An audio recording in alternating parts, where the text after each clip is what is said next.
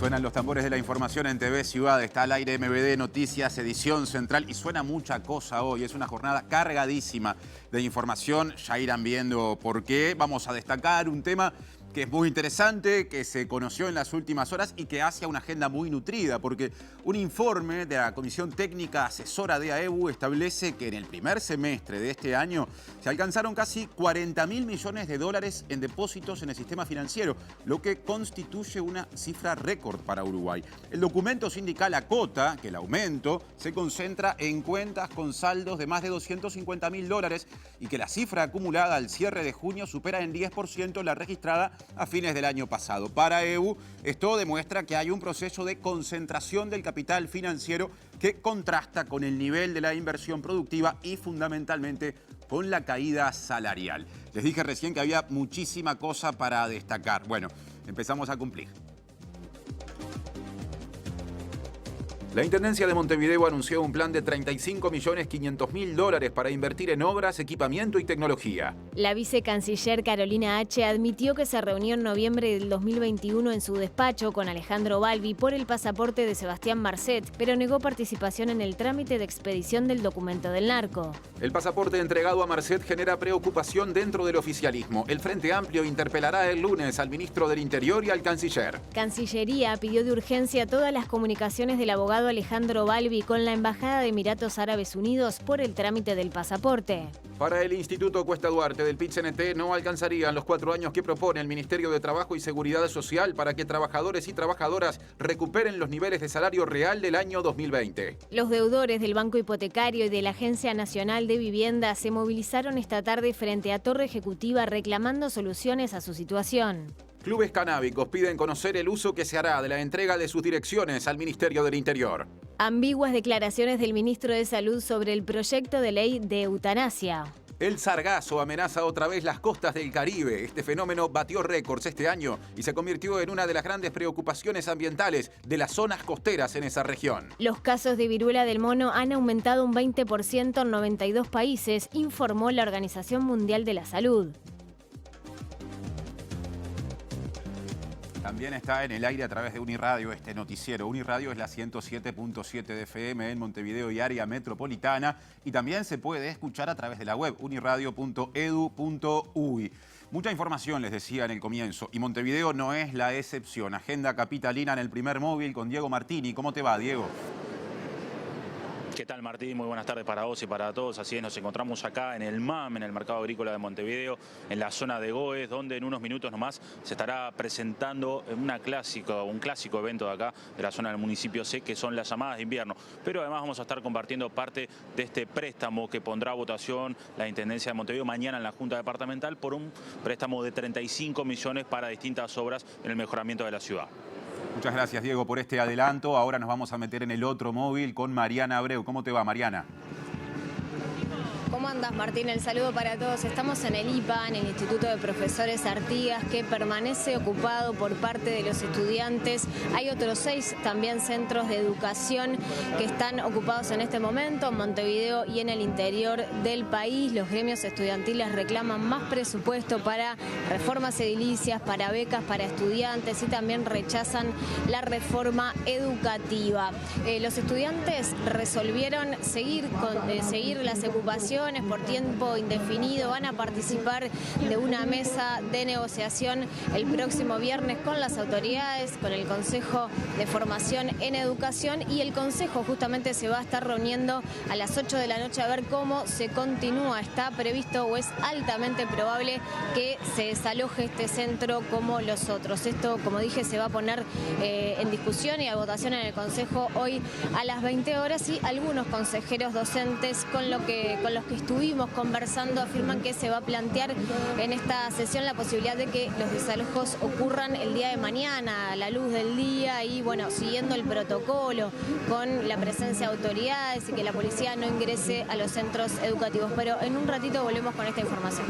Muchas gracias, Mariana, por este adelanto. Les cuento que hace instantes la Cámara de Representantes aprobó un aditivo que lo que viene a hacer es, digamos, a derogar el artículo 56 de la Ley de Servicios de Comunicación Audiovisual o Ley de Medios, por lo que cuando esto sea definitivamente aprobado, falta todavía que lo apruebe el Senado, las empresas cable operadoras, excluimos a las que brindan servicios de televisión satelital, van a poder vender servicios de Internet. Y en el marco de esa discusión, que estuvo en curso hasta hace minutos nada más, se dijeron, se podrán imaginar, unas cuantas cosas.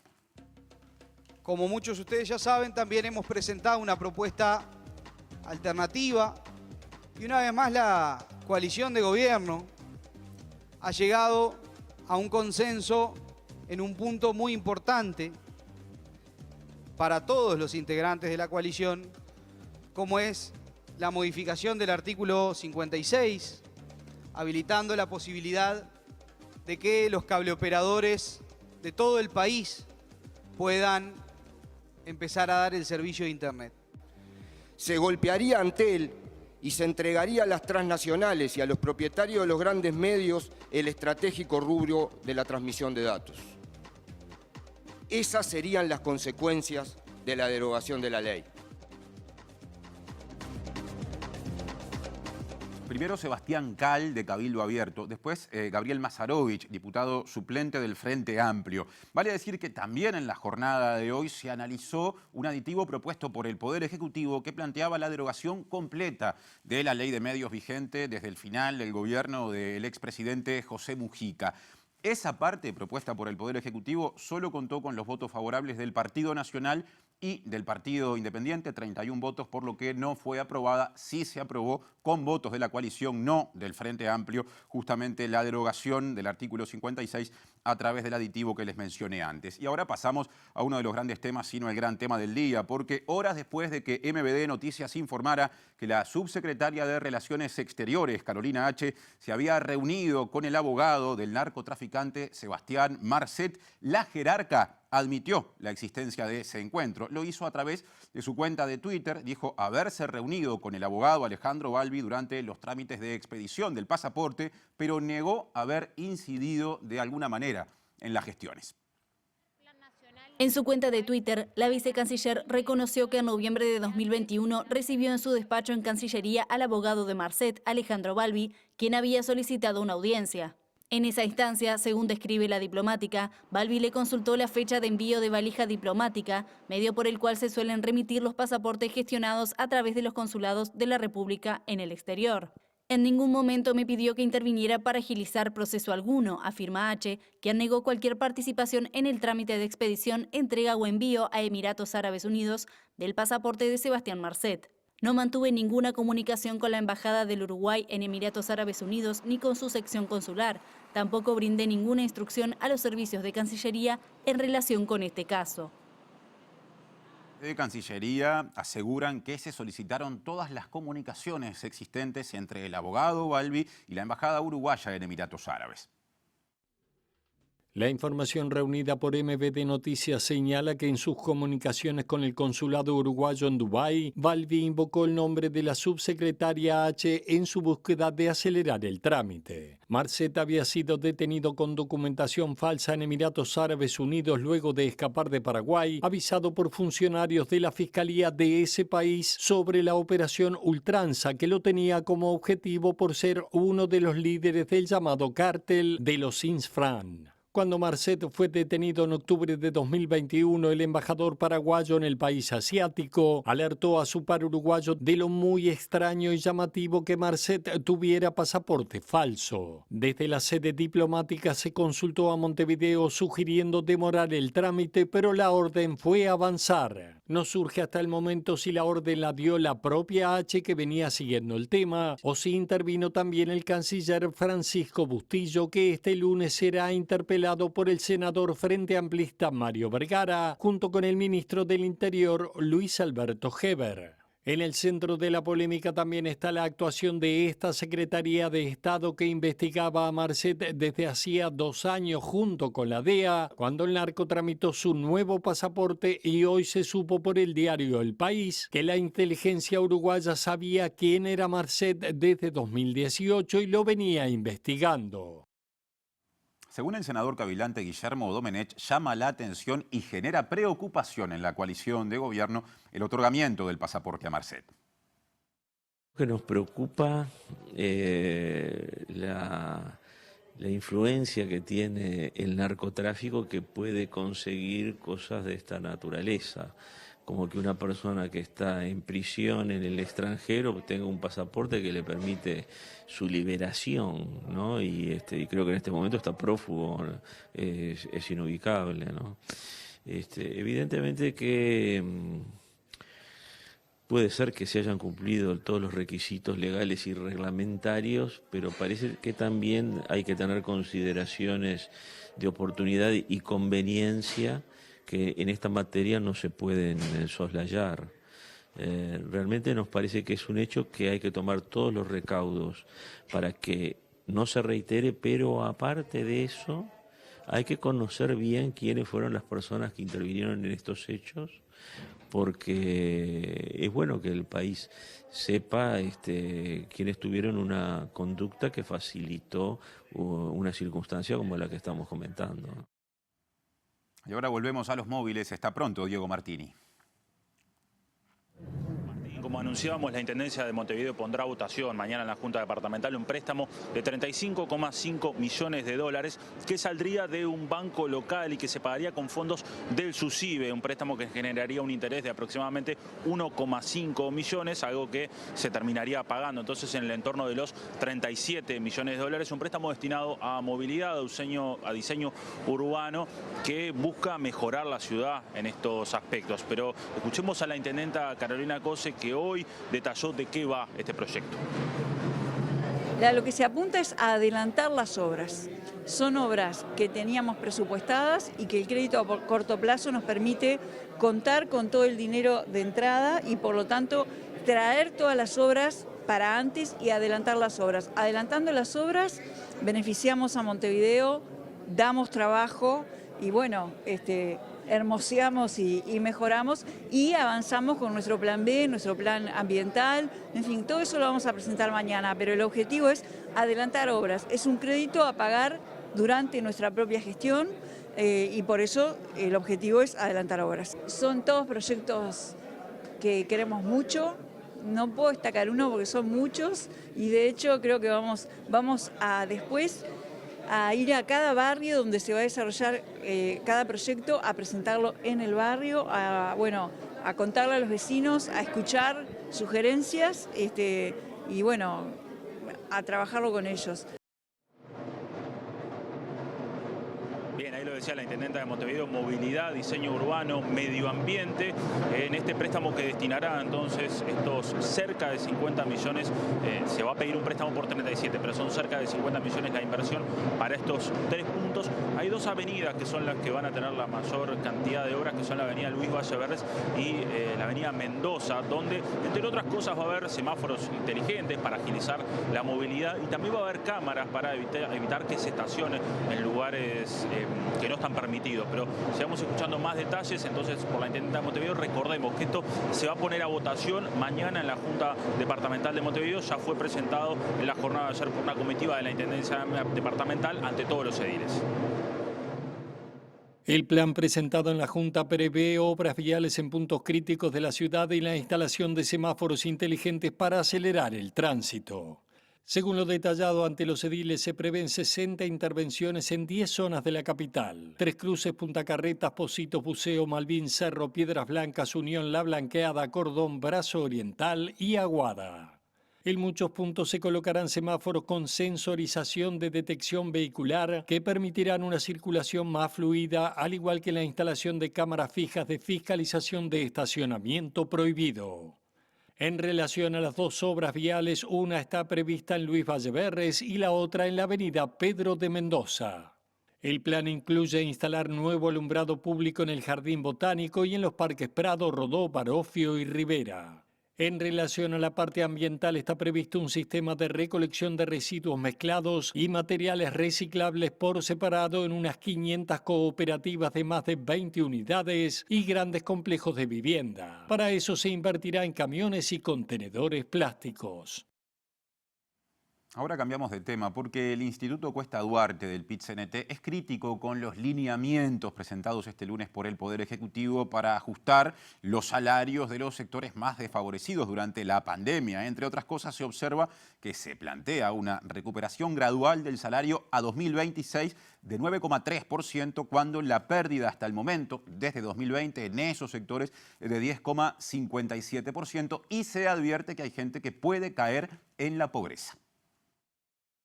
Estos sectores, vinculados a hotelería, restaurantes, transporte de pasajeros, entretenimiento, servicios audiovisuales, entre otros, tuvieron una doble ronda puente con 2 ajustes del 3%, lo que resulta, en la comparación con la inflación acumulada, en una pérdida de salario real de 10,57%. En estos lineamientos se plantea una recuperación mucho más gradual de lo que fue la pérdida, que fue muy rápida, en 2 años, una pérdida del 10%, estaríamos recuperando recién en 4 años, como decíamos, el 9,31%. En el medio, en el transcurso de estos 6 años, en definitiva, de seguirse estos lineamientos, estaríamos hablando de que los trabajadores van a tener pérdida durante los 6 años y recién, eventualmente en 2026, se negociaría, bueno, cómo terminar de recuperar ese faltante para llegar a la pérdida. Que son sectores donde los salarios son muy bajos, o sea, demorar en el tiempo la recuperación afecta a trabajadores que están, podríamos decir, en riesgo de caer bajo la línea de pobreza, que son trabajadores que tienen ingresos que son, dentro de lo que es el promedio de los asalariados, son ingresos bajos en términos relativos. Entonces, creemos que tendría que haber una priorización especial para estos sectores. Seguramente las empresas que lamentablemente cerraron en el marco de la pandemia vinculado a estos sectores no fue principalmente por la dinámica de los salarios en esos sectores, fue porque la actividad disminuyó enormemente, y lo mismo decimos ahora, no va a haber una mayor dinámica, digamos, empresarial en estos sectores, porque estemos hablando de un ajuste de recuperación de 2% al año, de 2,5%, sino que en realidad la dinámica de estos sectores va a estar condicionada principalmente por otros factores. Y creemos en ese sentido que sería bueno que los trabajadores de los sectores pudieran recuperar en un mayor ritmo al que se está planteando, porque entendemos que eso no perjudicaría a las empresas.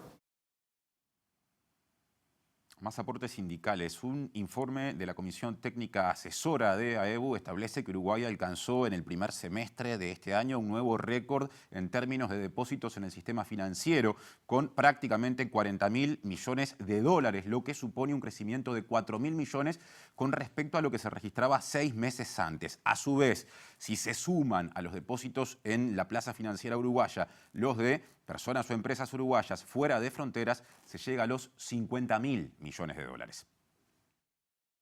Lo que hay es una acumulación de la rentabilidad y de la riqueza en un 1% de la población, que era el sector más rico de la población, y que por lo que hemos estado estudiando tiene que ver con la rentabilidad mayor, a su vez, de las exportaciones de carácter primario, ya sea grano, carne o todo lo que el Uruguay produce y exporta de carácter primario. Esto por los precios altísimos a nivel mundial que se están pagando, justificados en la guerra y demás.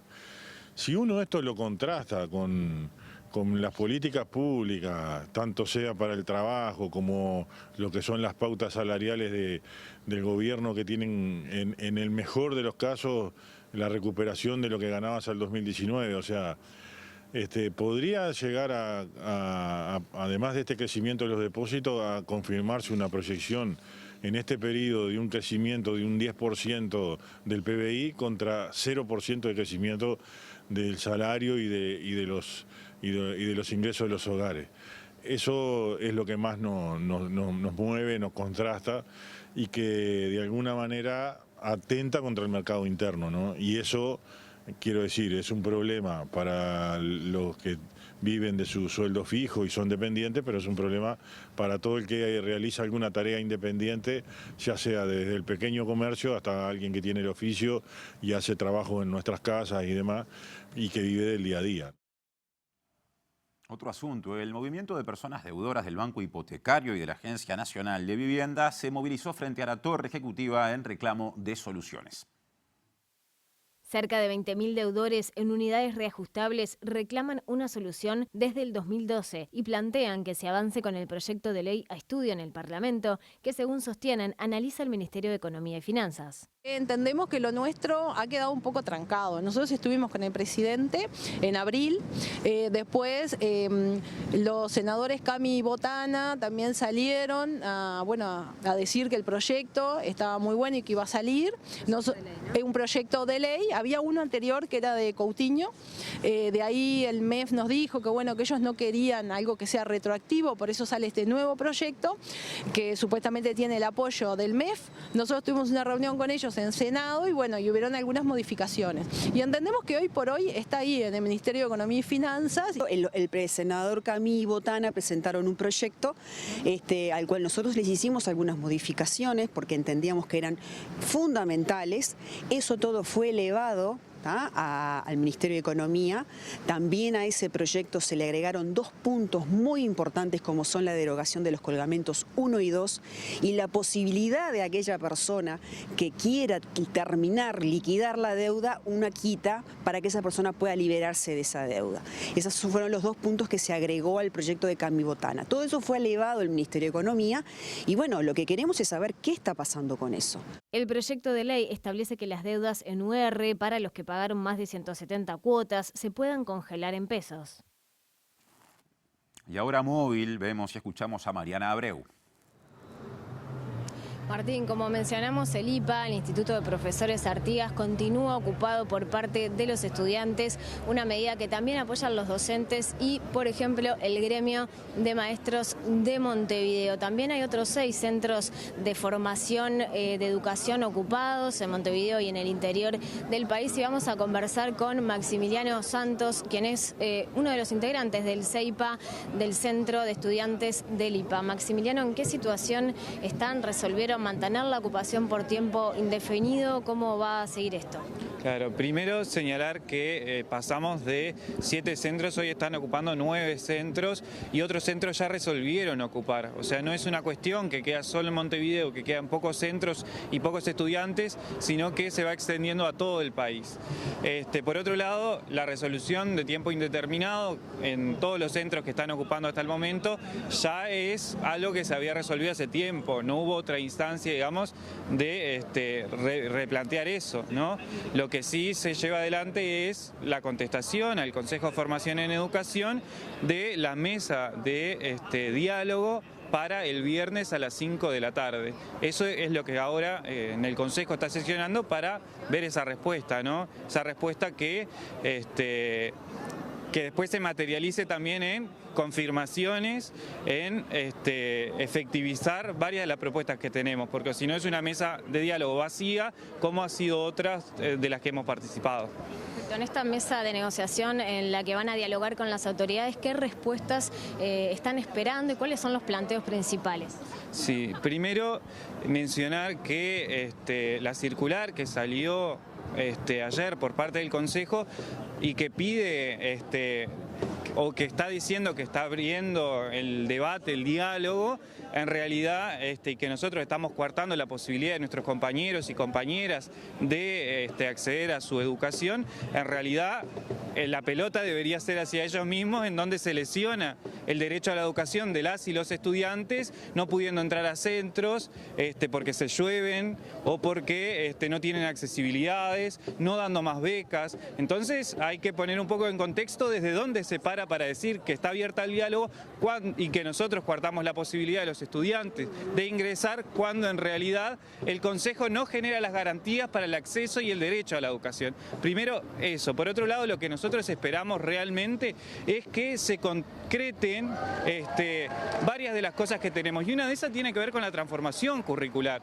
Nosotros lo que venimos denunciando hace bastante tiempo es que el acorte de la cantidad de tiempo para discutir una transformación curricular no puede pasar como en el Consejo anterior, que estuvimos 3 años y que en 11 semanas quiere resolver las unidades curriculares, la transformación curricular, el perfil de egreso. Entonces estamos hablando de que los estudiantes estudiantes no van a poder debatir con las necesidades y con la profundidad que se necesita, los docentes tampoco, y más allá de que la mayoría de las asambleas técnico-docentes y que de las jornadas institucionales de estudiantes rechazaron, cuestionaron y además señalaron el plagio que reconoce el Consejo de Formación Docente, el Consejo de Formación Docente debería dar marcha atrás y proponerse recién para el 2023 poder con otros plazos desarrollar esa reforma, pero discutiendo realmente desde la base con estudiantes y docentes. Si no, no se puede realizar una verdadera transformación de la educación, como supuestamente dicen, porque docentes y estudiantes, que son los agentes primarios de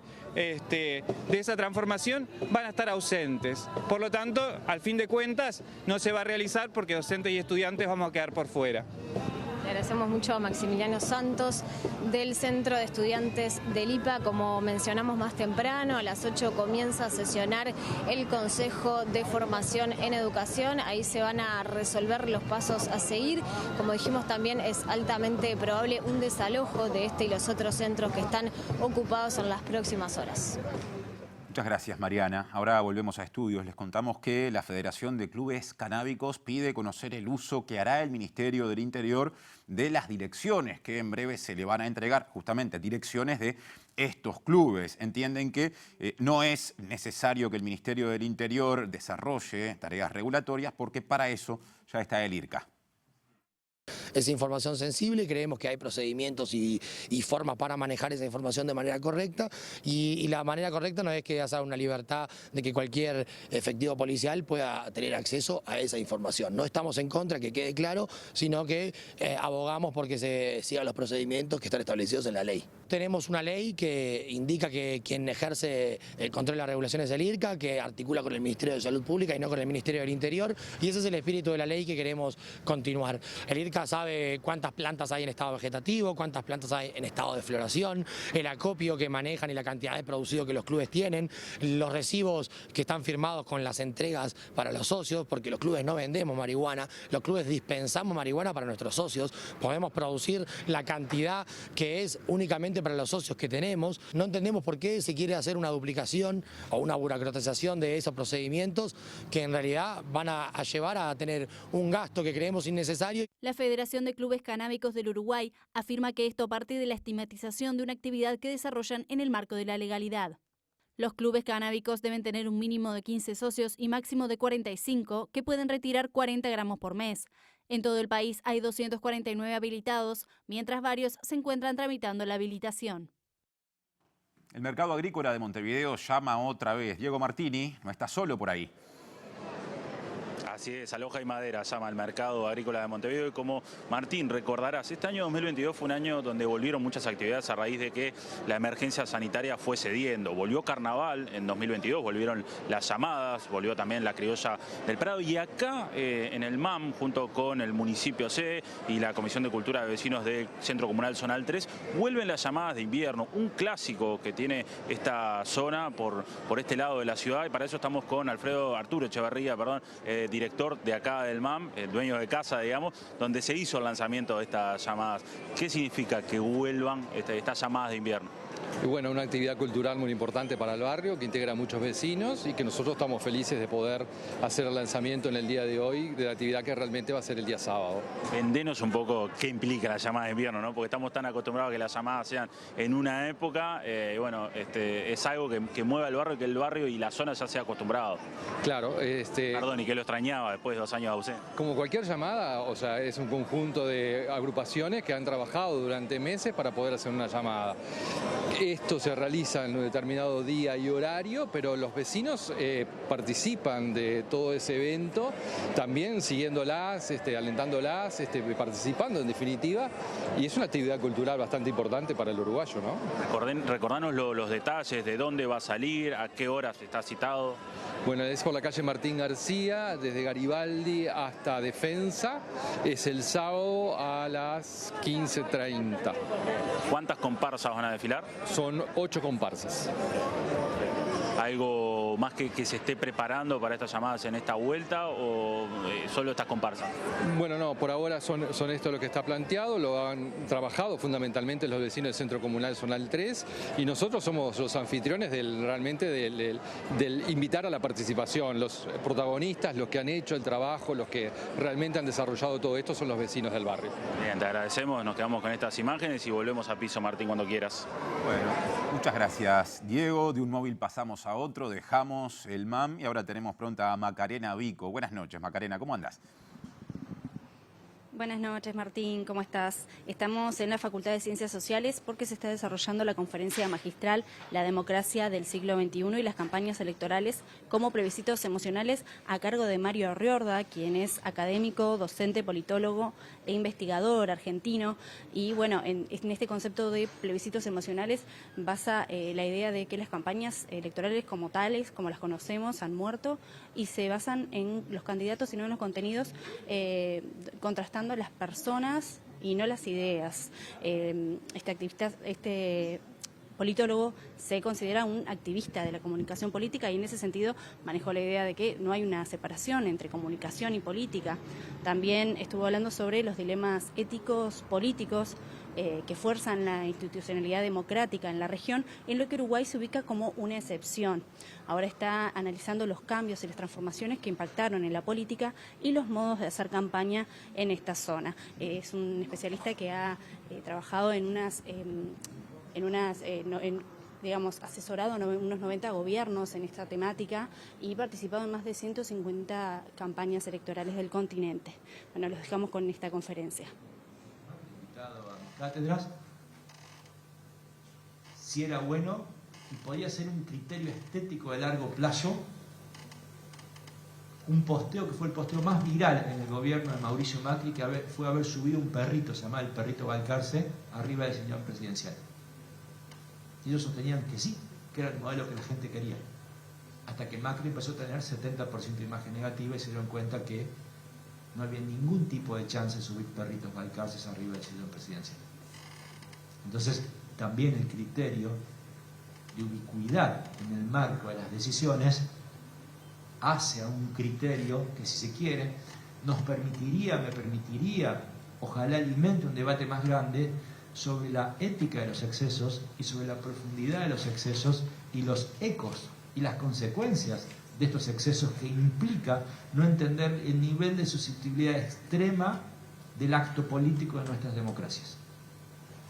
Si ustedes me permiten algo que no me preguntaron, pero me voy a tomar el arbitrio de hacerlo, yo tengo un estado de ánimo escéptico con la comunicación política, viviendo el 101% de mi vida pegado a la comunicación política.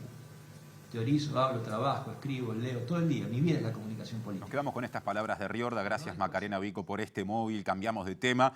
Pasamos a la agenda de la salud, porque el ministro de Salud Pública, Daniel Salinas, dijo que todavía no leyó el borrador del proyecto de ley que propone legalizar la eutanasia, pero dijo que se declara un defensor de los cuidados paliativos y también de la vida.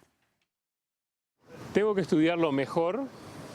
En principio, estoy como Tabaré Vázquez, estoy por la vida. Creo que tenemos que mejorar mucho los cuidados paliativos, pero los señores parlamentarios, en los cuales nosotros depositamos como ciudadanos la confianza, son los que van a hacer el trabajo. En principio, yo estoy más por la vida que por la eutanasia como un camino de salida rápido, porque el cuidado paliativo de por sí implica un compromiso del paciente y del médico que es tácito y muchas veces es explícito, en el cual se llega a un acuerdo de un bien acompañar el final de la vida. Entonces me parece que nuestra gran obligación hoy es seguir trabajando el tema de cuidados paliativos. Hoy de tarde se realizó una nueva audiencia por la causa colectiva Boisolanza, que empezó en 2010 tras una denuncia del colectivo de expresos y presas políticas Crisol. Tras la instancia, los represores, atención, Gustavo Urban, Roberto Cáceres y Enrique Rivero, fueron conducidos a la espera para quedar a la espera de la resolución de la justicia, que en un plazo máximo de 45 días podría tomar una determinación como el procesamiento. La causa contra 7 integrantes de la Fuerza Aérea fue presentada por medio centenar de expresos políticos que estuvieron detenidos en la base aérea de Boisolanza. Los recursos interpuestos por los acusados han dilatado el juicio. Producto de la impunidad, producto de que no nos ha dado las fuerzas para cambiar esta situación y que bueno, sabemos que uno de los principales torturadores, Alfredo Fresia, que está en el exterior, asesinó en la torre del Boisolanza a una mujer a golpes, aparte de haber sido el torturar y con mucho sentido del humor, torturaba. En Boisolanza mataron en diciembre del 73 a Julio Pereira Llamas y a Arpino Vega, quien murió en tortura. Y en el 76 asesinaron a Uva Gessner Chávez Sosa, cuyo cuerpo apareció en la chacra de Pando. Sería un avance en la búsqueda de la verdad. Este es uno de los que viene hoy, se jactaba que él no estaba para hacer favores, que él estaba para dar palos. Y bueno, fue el que nos condujo después al penal de Libertad y era uno de los jefes del procedimiento contra nosotros, el señor Urbán. Y bueno, hay numerosos testigos, pero bueno, con esas chicanas enlentecen la justicia. Otro asunto, les contamos que existe un grupo de trabajo sobre empresas transnacionales y derechos humanos que expresó como colectivo la necesidad de que se promueva un tratado internacional que regule la actividad de estas empresas para preservar justamente los derechos de las personas. Este tratado debe contener normas claras, se entiende desde esa organización. Que hoy en día el poder de las transnacionales supera a los propios estados. O sea, en realidad hay un poder que va más allá de los estados. Y sabemos que, por ejemplo, hay empresas transnacionales que facturan 2 o 3 veces el PBI del Uruguay y más. Entonces, en realidad el problema básico es las empresas tienen una finalidad de lucro. Y dentro de esa finalidad de lucro, que bueno, es la lógica del sistema, para aumentar ese lucro utilizan en muchos casos situaciones que son obvias las violaciones a los derechos humanos. Entonces, de lo que se trata es de establecer un tratado vinculante que garantice que las empresas transnacionales, cuando utilizan empresas nacionales, o sea, la cadena de valor, si eso es porque tiene una reducción de impuestos o porque tiene mejores ventajas competitivas a nivel de flete o de acceso a las materias primas, está bien. Pero si eso es en base a la explotación infantil, a la explotación de nivel de trabajo sin garantías para la seguridad, a costa de la falta de regulaciones ambientales, etcétera, entonces eso se convierte claramente en una búsqueda de una utilidad en base a una violación de los derechos humanos. Es necesario un tratado que obligue a las empresas transnacionales a investigar y no comprar o no adquirir o no utilizar en su cadena de valor aquellas situaciones donde aparecen las violaciones a los derechos humanos o las eventuales violaciones. Una estimación del Centro de Estudios, etcétera, establece que el gasto público en educación en este año 2022 estará a unos 310 millones de dólares por debajo que el que se registraba en 2019, lo que mantendría una tendencia descendente si se toma como referencia lo invertido en 2021 y en 2020. El informe surge de un análisis del gasto en educación como porcentaje del Producto Interno Bruto. Estamos llegando a los mismos niveles de producto que se tenían en el 2019 y los niveles de gasto en educación están por debajo. Eso es bien claro, están 0,4 puntos por debajo si uno lo mira con la comparación con la última serie de producto que está disponible. Estamos hablando de unos 310 millones de dólares por debajo de lo que debería tener, digamos, para alcanzar los niveles de gasto como porcentaje del producto del 2019. Pero a su vez, si uno mira también, digamos, las proyecciones que hay para adelante de las partidas que se están discutiendo en el Parlamento, de las partidas que están asignadas en el futuro y lo compara con los datos también de crecimiento del producto. Recordemos que el gasto público como porcentaje del producto se mueve por el gasto y se mueve por el producto. Son las dos variables, digamos, que entran en juego y bueno, está previsto una trayectoria de crecimiento del producto y la trayectoria del gasto público en educación no está previsto que sea más acelerada recuperada, digamos, y que por lo tanto pueda recuperar lo que se está destinando a educación. Todavía no alcanza el esfuerzo que hacían los uruguayos en 2019 para la educación y, insisto, todavía queda un largo camino por recorrer si queremos incluso superar esos niveles. Si uno mira dentro de este 4,4 de gasto, digamos, de gasto público como porcentaje del producto del año 2022 que fue para la educación, 3,7 fue para ANEP y para UDELAR. Y si uno mira la trayectoria descendente, básicamente a partir del año 2019 del gasto en educación, y si uno lo mira además en el gasto como porcentaje del producto, sobre todo a partir del año 21 y 22, la baja en la participación del gasto público en el producto está muy traccionada por básicamente una disminución de los salarios reales del personal docente.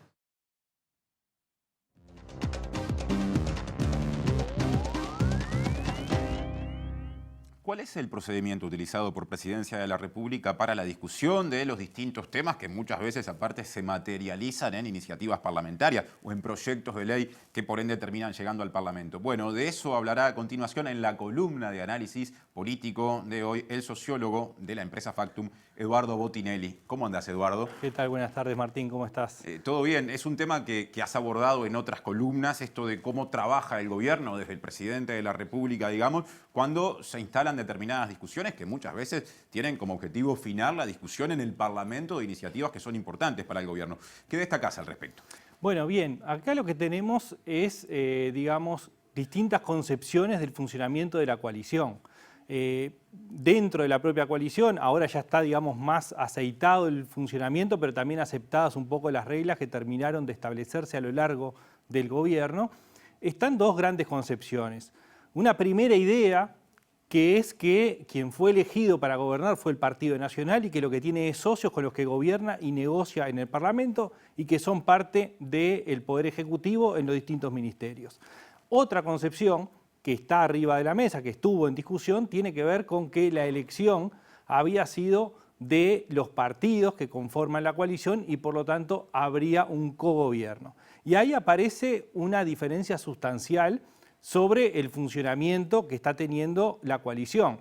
Es decir, mientras unos consideran que la negociación política tendría que hacerse para cogobernar, bueno, el funcionamiento general que se está dando es otro. Es que el presidente de la República termina siendo como una especie de centro, que es una figura que hemos usado varias veces, el centro de una rueda de carro sin aro que una los distintos rayos. Es decir, rayos concéntricos donde el centro es el presidente y cada uno de los socios es uno de los rayos que negocia bilateralmente. Por lo tanto, no hay un acuerdo, digamos, de gobierno para cogobernar. Entonces, quien presenta la iniciativa, y se ha dado en varios temas, es el presidente de la República y pasa a la órbita parlamentaria lo que es la negociación política entre los socios de la coalición.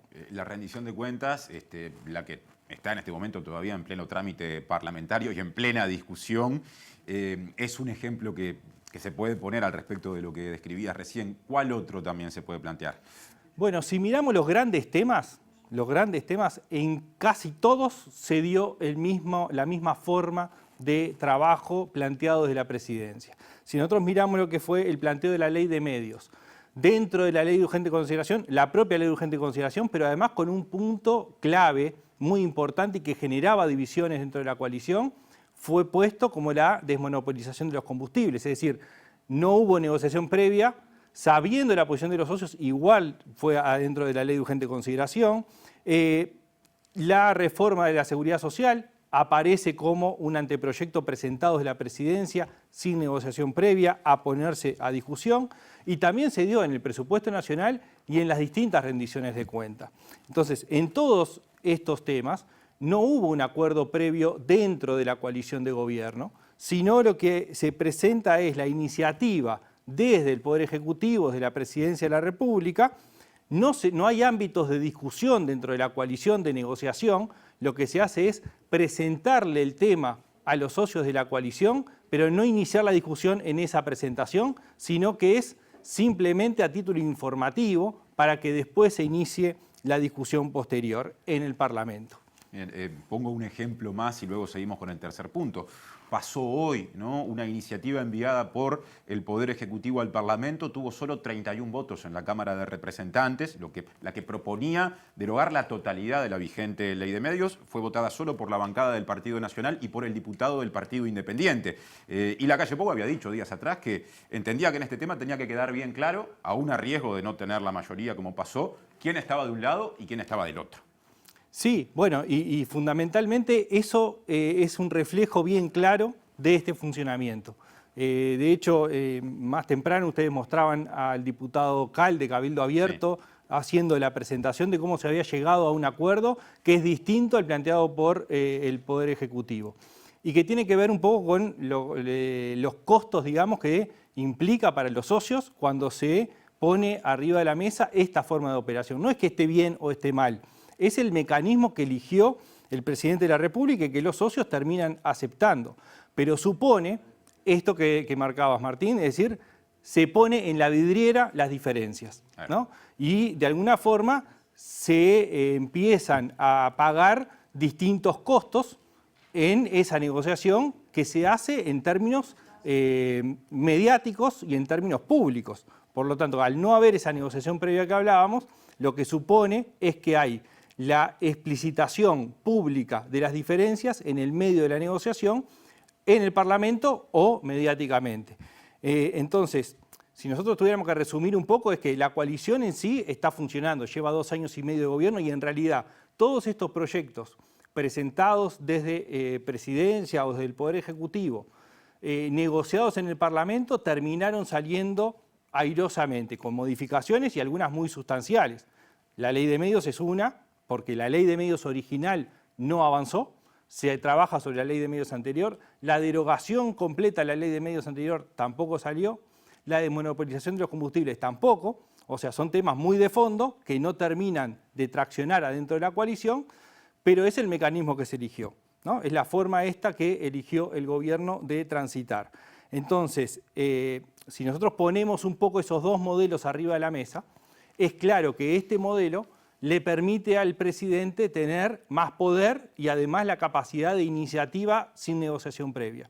La otra forma, la del cogobierno, le quita poder al presidente, porque en definitiva necesita acordar previamente con sus socios para poder presentarlo. Eduardo, gracias por la columna de hoy y hasta el miércoles que viene. Nos vemos el miércoles que viene. Muchas gracias. Seguimos haciendo MVD Noticias edición central.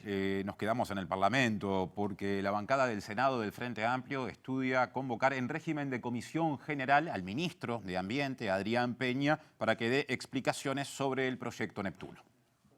Antes de que se terminen de resolver algunos aspectos técnicos e incluida la licitación, nosotros creemos que el Parlamento tiene que tener mayor información y es el tercer tema que nos preocupa y que dejamos en carpeta para poder convocar al ministro. Ya hemos venido conversando con los trabajadores, con la sociedad civil, con la gente de Casupá, con un conjunto de organizaciones sociales que están muy preocupadas también por este tema. El agua es un tema central en el desarrollo, obviamente, de cualquier país y del Uruguay en particular, y nos preocupa enormemente y queremos tener información antes de que se tomen decisiones que cierren ese llamado que OCE estaría haciendo. Hace horas les contamos, se comunicó en China que Uruguay será el país invitado de honor en la Feria Internacional de Alimentos de Shanghái, una de las 3 principales ferias alimentarias del mundo. Se trata del Congreso Anual de toda la cadena de la industria alimentaria mundial, conocida por la sigla CIAL. Es de origen francés y se realizará del 7 al 9 de diciembre en el antiguo Centro de Exposiciones Internacionales de Shanghái. Esta Feria Internacional de Alimentos introdujo por primera vez el concepto de país invitado principal en 2007, proporcionando un mayor espacio para la exposición internacional de marcas y productos de toda gama. Desde 2004, Uruguay organiza un pabellón propio con presentación de marcas y productos de empresas, tanto de alimentos como de bebidas, en esta exposición internacional de alimentos, una de las 3 más importantes del planeta. El embajador uruguayo en China, Fernando Lugris, dijo que CIAL juega un papel vital en la promoción de marcas y productos alimenticios de todo Uruguay. Agregó que ser país invitado de honor es una muestra de la profunda amistad entre Uruguay y SIAL durante muchos años y también empuja a una nueva altura la amistad y la cooperación comercial entre las dos partes. China es el mayor mercado de exportación de Uruguay. Según un informe de la Dirección de Promoción de Inversiones y Exportaciones uruguaya, en el primer semestre de 2022, las exportaciones de Uruguay ascendieron a 6.897 millones de dólares, de los cuales China representaba el 30%. La carne es de las principales exportaciones uruguayas a China, por lo que el Instituto Nacional de Carnes, el INAC, prevé tener una fuerte presencia en esta megaferia mundial de alimentos de Shanghái, de la que Uruguay será el país invitado de honor. Desde China, Eduardo Delgado para TV Ciudad. Y tiene para rato ahí, Eduardo, y tendremos con el correr de los días más informes desde China. Les contamos que la vacuna contra la viruela del mono para poblaciones específicas llegará a Uruguay entre fines de octubre y comienzos de noviembre, según lo anunció el ministro de Salud Pública, Daniel Salinas. Se detectó un caso importado y el segundo está vinculado al primero. Y se han descartado prácticamente 50 casos, de tal manera que tenemos una situación estable por el momento. ¿Hay unos 6 sospechosos? ¿Continúa así? No, disminuyó a 3 creo en la última estado de situación de ayer, creo que bajó, o de hoy, bajó a 3, ya están descartados. Se hablaba de una posible vacuna, ¿cuándo podría llegar al país? Sí, se manejó fin de octubre, principio de noviembre, para grupos específicos. Sí.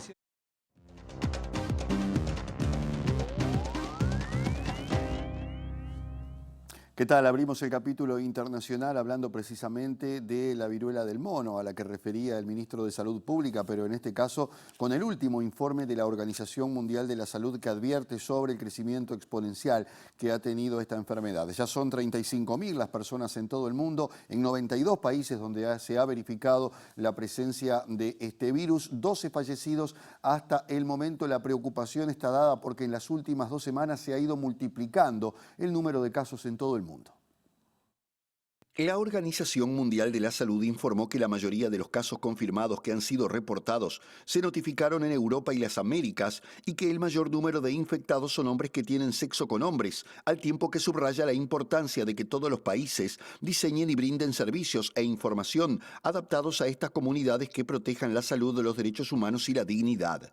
El director general de la OMS, Tedros Adhanom Ghebreyesus, reconoció que hay preocupación en la organización por el riesgo de una nueva situación de acceso desigual a las vacunas, en las que los más pobres serían dejados de lado como ocurrió durante la pandemia de COVID-19, destacando que el enfoque principal para todas las naciones debe ser detener la transmisión utilizando herramientas efectivas, incluida una vigilancia mejorada de enfermedades y un rastreo cuidadoso de contactos. Los contagios de la viruela del mono aumentaron un 20% la semana pasada, sumando 7.500 nuevos casos y siguiendo la misma tendencia al alza que la semana anterior, por lo que los casos acumulados superan los 35.000 y la enfermedad, que hasta hace escasos meses se veía solo en regiones endémicas de África, está ahora presente en 92 países y ha provocado un total de 12 muertes desde que se declaró el actual brote. Hay preocupación en México por la presencia del sargazo, una alga que suele aparecer en temporadas de verano particularmente. Estamos hablando del verano boreal del norte y que tiene, una gran expansión por las costas. En este caso, de todo el Mar Caribe, pero en particular en México. Esto, además de los problemas ambientales que genera y que se han ido multiplicando en los últimos años, afecta también la economía de los países porque precisamente tienen en la industria turística una de sus mayores razones de ingresos económicos. En el verano del 2011, cuando las proliferaciones masivas de sargazo empezaron a acumularse en las playas cristalinas del Caribe, México fue uno de los primeros países en reportar este problema ambiental letal para muchas especies y con efectos nocivos para la salud humana, que este año alcanza cifras históricas en el Atlántico, con más de 24 millones de toneladas desde Puerto Rico a Barbados, según un informe del Laboratorio de Oceanografía de la Universidad del Sur de Florida. Según información proporcionada por la Universidad Nacional Autónoma Sonoma de México, es en el verano boreal que alcanzan su pico más alto y si no se recolecta a tiempo, empiezan a descomponerse y generar gases tóxicos como gas de ácido sulfídrico y metano y lixiviados que contienen metales, entre los cuales se destacan por su peligrosidad el arsénico, que se ha encontrado en concentraciones altas en muchos lugares del Caribe donde recala. Se le denomina sargazo a la llegada a las costas del crecimiento descontrolado de las especies Sargassum fluitans, macroalgas de color parduzco que viven en suspensión en los mares y se desplazan arrastradas a lo largo del Atlántico por las corrientes oceánicas, mientras que la acumulación incontrolada de las algas resulta tóxica en las regiones costeras, provocando la muerte masiva de muchas especies marinas y en alta mar cumplen un papel importante en el equilibrio ecológico.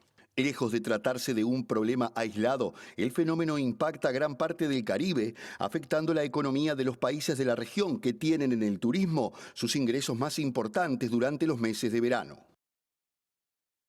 Asumió el nuevo presidente del Tribunal Supremo Electoral de Brasil, Alexandre de Moraes, que ha sido un hombre que se ha enfrentado en todo este periodo con el presidente Jair Bolsonaro a raíz de la promoción de las fake news o noticias falsas. Lo hizo advirtiendo que va a seguir bregando por la transparencia y defendió el voto electrónico en una ceremonia que contó con la presencia de expresidentes, además del propio Bolsonaro. De hecho, estaba Lula, estaba Bolsonaro, ni se miraron, pero la ceremonia se llevó adelante. Por otro lado, una encuesta, la última, la más reciente de la consultora Quaest, vuelve a establecer 12 puntos de diferencia en la primera vuelta de octubre entre Lula y Jair Bolsonaro. Al asumir como presidente del Tribunal Supremo Electoral, Alexandre de Moraes pronunció el discurso en el que defendió las garantías del sistema en presencia del presidente Jair Bolsonaro y los exmandatarios Lula da Silva, Dilma Rousseff, Michel Temer y José Sarney. Moraes dijo sentirse honrado con el nuevo cargo, recordando su trayectoria profesional e insistió en defender la democracia, manifestando que la ceremonia simbolizaba el respeto a las instituciones como única forma de hacer crecer y fortalecer la República. El magistrado dijo que en el país hay 156 millones de electores en condiciones de votar en una de las democracias más grandes del mundo en términos de voto popular, pero la única que verifica y publica los resultados el mismo día con agilidad, seguridad y competencia. Moraes defendió las máquinas de votación electrónica y prometió una lucha despiadada de la Corte a las noticias falsas sobre el sistema electoral y afirmó que la injerencia de la justicia en las elecciones era mínima, pero que se apresurará a castigar los excesos. La última encuesta de la consultora Quaest, publicada hoy, indica que Lula obtendría el 45% de los votos en la primera vuelta de las elecciones de octubre, frente a un 33% del actual mandatario, al tiempo que en la simulación de la segunda vuelta se otorga un 51% de los votos para el líder del PT, frente al 38% que registra Jair Bolsonaro. El Congreso salvadoreño extendió por otro mes el estado de excepción que había decretado el presidente Nayib Bukele para combatir a las maras que asolan al país. Hasta ahora son 50.000 los presuntos pandilleros detenidos aproximadamente, según los datos que maneja el gobierno salvadoreño. Ha bajado exponencialmente la criminalidad en El Salvador y de eso se congratula el gobierno de ese país, más allá de las denuncias de excesos, de abuso a los derechos humanos y de muertes que han hecho organizaciones, tanto salvadoreñas como internacionales. Con 66 votos a favor y 12 en contra, la Asamblea Legislativa de El Salvador aprobó este martes la quinta prórroga por otros 30 días del régimen de excepción en el país, medida que rige desde el 27 de marzo como una respuesta a la escalada de homicidios por parte de grupos criminales impulsada por el presidente Nayib Bukele. Tras casi 4 meses del régimen de excepción, el ministro de Seguridad, Gustavo Villatoro, afirmó que los resultados de las detenciones masivas son contundentes, impactando fuertemente en las estructuras terroristas y que eso ha permitido a los salvadoreños disfrutar de las vacaciones más seguras de la historia. Casi 50.000 presuntos pandilleros fueron capturados según datos del gobierno y se incautaron 1.310 armas, 1.551 vehículos y más de $1 millón en efectivo, mientras que el ministro de Seguridad celebró que se contabilizaran 77 días con 0 homicidio, detallando que en los últimos 142 días del régimen especial registraron un promedio de 0,77% de homicidios por día.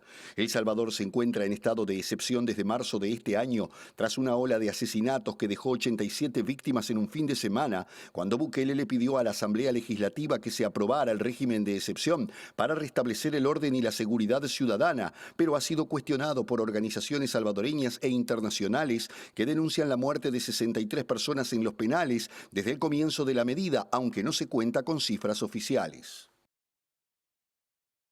Juan Arjón López es el 14º periodista mexicano asesinado en el estado de Sonora, en México en general, en este caso en el estado de Sonora, transformándose en lo que va del año en el número 14, pero el 39 desde que llegó López Obrador al poder, en un problema que parece endémico y que ha llevado justamente a la organización Reporteros Sin Fronteras a determinar que México es el país más peligroso para el ejercicio del periodismo. El periodista Juan Arjón López, reportero independiente de la ciudad de San Luis Río Colorado, en el estado de Sonora, fue encontrado sin vida, según informó este martes la Fiscalía General de Justicia del Estado. A una semana de que fuera visto por última vez, el cuerpo de Arjón López fue localizado a unos kilómetros de la frontera con el estado de Arizona, Estados Unidos, transformándose en el 14º asesinato que ocurre en México contra periodistas en lo que va de 2022. El periodista, que vivía en un centro de rehabilitación de donde salía periódicamente para hacer emisiones en vivo a través de Facebook y trabajar en un local de comida, realizaba transmisiones a través de la página ¿A qué le temes?, en la que dejó de publicar el 2 de agosto. La ONG Reporteros Sin Fronteras denunció una violencia inédita contra la prensa en México, que sigue siendo uno de los países más peligrosos para ejercer el periodismo en el mundo, recordando que Arjón es el segundo profesional asesinado este mes, luego que el 3 de agosto Ernesto Méndez fuera ejecutado en el estado de Guanajuato. Les digo, su único delito era trabajar, trabajar y trabajar. Desde el año 2000, al menos 154 comunicadores han sido asesinados en México, en posible relación con su labor periodística, y desde que el presidente Andrés Manuel López Obrador llegó al poder, en diciembre de 2018, se han contabilizado alrededor de 2.000 agresiones contra la prensa en el país, incluyendo 39 asesinatos. Hasta aquí nuestro primer bloque. Hacemos una breve tanda, vamos a la tanda y venimos con más información.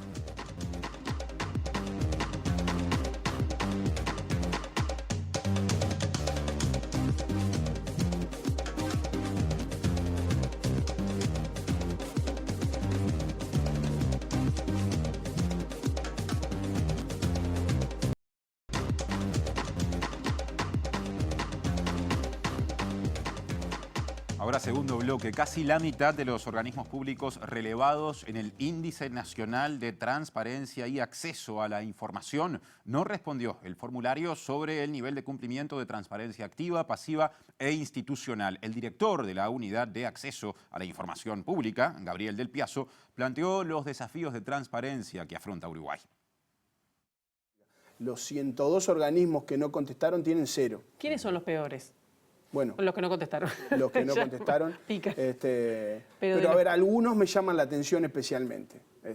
Por ejemplo, la Cámara de Representantes, por lo que implica desde el punto de vista ciudadano, que no contestó. Me llamó la atención a nivel de servicios descentralizados la OCE, que era un organismo que creo que trabaja muy bien estos temas y no contestó. Nos llamó la atención. A nivel del Poder Ejecutivo, el Ministerio de Turismo no contestó. O sea, son organismos importantes que, al menos desde la unidad, nos sorprende que no hayan contestado al formulario de autoevaluación. El gran desafío está, en primer lugar, en la sensibilización ciudadana, en llevar esto a conocimiento de la gente, que sepan que tienen un derecho a pedir información. Creo que eso es vital para movilizar todo lo demás. Que no sientan que cuando lo hacen van a pedir un favor, sino que ejercen un derecho y que del otro lado hay una obligación de contestar. El otro gran desafío está del otro lado del mostrador, que es lograr un compromiso de los jerarcas de lograr el cambio cultural en las organizaciones. Les contamos que en el Parque Tecnológico Industrial del Cerro se desarrolló una jornada de robótica abierta a jóvenes estudiantes en el marco de la presentación del Campeonato de Sumo Robótico que el mes que viene va a organizar la Facultad de Ingeniería de la Universidad de la República. El sumo robótico es un combate entre dos robots que se enfrentan dentro de un círculo. Juan Manuel y Bruno hablaron del armado y la programación de su robot. A partir del cerebro colocamos las piezas del Lego para poder armar el robot y competir en la competencia, ya que, como se puede ver por allá, hay un círculo negro que delimita la zona que se puede pasar, y a partir de eso podemos ver cómo armar y de forma que va a pelear el robot, ya que si se sale de los límites no se descalifica. A eso inanimado se le da movimiento. ¿Cómo se le da movimiento a eso? Y con una programación que la haces el programa a la compu y se lo pasás al cerebro que está acá. ¿Qué, por ejemplo, qué funciones realiza ese robot? Y puede mover para adelante. Lo principal que hace, tiene sensores y motores, que estos son los motores. Vos lo conectás acá al cerebro y el cerebro le da la información para que se mueva, se detenga, dependiendo del programa que le hagas. Y los sensores pues, son para ponerle, este es un sensor este es un sensor de color, que dependiendo del color que haya, ponerle está así para abajo, si detecta marrón, le dice que vaya para adelante o para atrás. Juan Manuel es alumno de la Escuela Agraria de Montevideo de UTU, ubicada en el Parque de Actividades Agropecuarias, Pagro, y Bruno estudia en el Polo Educativo Tecnológico del Cerro, ubicado en el PTI. Genaro, en cambio, llegó desde Juanicó, Canelones. Nosotros somos del Liceo José Luis Macera de Juanicó. Hay un montón de talleres, hay robótica, programación, que son los dos talleres que se asemejan a esto. Y también hay danza, hay un montón de talleres. Por eso, y acá venimos con nuestro profesor de robótica, Santiago Moreira. Otro asunto, les contamos que en el primer semestre de este año fallecieron 210 personas en siniestros de tránsito, es decir, 11 menos, 5% menos, que en igual periodo de 2021, según un informe divulgado por la Unidad Nacional de Seguridad Vial, la UNASEV. La mayor cantidad de fallecimientos se registró en la franja etaria de 70 años o más, fueron 32. Después está el grupo de 20 a 24 años, allí hubo 20 fallecimientos. Más de 80% de quienes perdieron la vida eran hombres. La colisión fue el tipo de siniestro más frecuente, 50,5% de los casos son colisiones, y la motocicleta, el vehículo en el que falleció la mayor cantidad de gente. 45,7% de los fallecimientos se dieron en el caso de personas que estaban justamente conduciendo una motocicleta. Antes de irnos, les contamos que va a estar Mario Riorda entrevistado en Lado B por Wilmar Amaral. Hablamos justamente del académico que estuvo, o está quizá todavía, hasta hace bien poco lo estaba haciendo en la Facultad de Ciencias Sociales, ahora en los estudios de TV Ciudad, para hablar justamente sobre las campañas electorales en este tiempo. Tuvimos una parte de su conferencia en vivo en el móvil de Macarena Vico. Y pasamos, como siempre, al pronóstico del tiempo. Esto prevé Inumet para las próximas 72 horas en Montevideo y área metropolitana. Empezamos por lo previsto para mañana, jueves 18 de agosto, mínima 6 grados, máximo 10.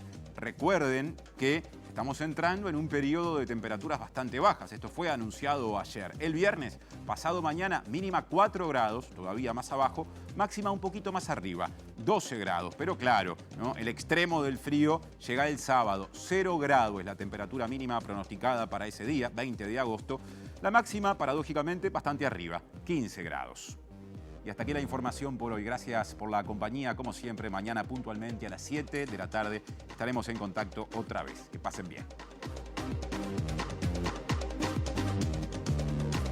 La Intendencia de Montevideo anunció un plan de $35.500.000 para invertir en obras, equipamiento y tecnología. La vicecanciller Carolina H. admitió que se reunió en noviembre del 2021 en su despacho con Alejandro Balbi por el pasaporte de Sebastián Marcet, pero negó participación en el trámite de expedición del documento del narco. El pasaporte entregado a Marcet genera preocupación dentro del oficialismo. El Frente Amplio interpelará el lunes al ministro del Interior y al canciller. Cancillería pidió de urgencia todas las comunicaciones del abogado Alejandro Balbi con la Embajada de Emiratos Árabes Unidos por el trámite del pasaporte. Para el Instituto Cuesta Duarte del PIT-CNT no alcanzarían los 4 años que propone el Ministerio de Trabajo y Seguridad Social para que trabajadores y trabajadoras recuperen los niveles de salario real del año 2020. Los deudores del Banco Hipotecario y de la Agencia Nacional de Vivienda se movilizaron esta tarde frente a Torre Ejecutiva reclamando soluciones a su situación. Clubes canábicos piden conocer el uso que se hará de la entrega de sus direcciones al Ministerio del Interior. Ambiguas declaraciones del ministro de Salud sobre el proyecto de ley de eutanasia.